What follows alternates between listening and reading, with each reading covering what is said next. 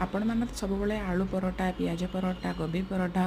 मूला परोटा इत्यादि इत्यादि प्रकार परोटा खाऊे किंतु आज थारे मो स्टाइल बादाम परोटा बनातु बादाम को टिके भाजी ने भलसे ताको टिके हेमदस्तार दरदर चुना करेंगे तादेह टे चीनी मिसाई देवे अटा को नरम चकटी थे ताको आपण सैज्रे जी बड़ा सैज्रे आप करने को भल लगे से सैज्रे आप प्रत्येक गुला को सामान भाव में ने गोल करके रुटी भाया बेली देवे भर टिके जस्ट तेल देके चारिआडे स्प्रेड करदे तापर बादाम चीनी पुर को देवे गोटे साइड देवे ताको फोल्ड करके ताको सील करेंगे सील कर सारापर गोटे गोटे कि आपण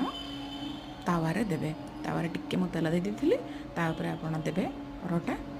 दुईटा एट ए टाइम दे पारे कि जड़े जड़े जड़े अच्छा गोटे गोटे करती आपण इच्छा आप जमी भी करेंगे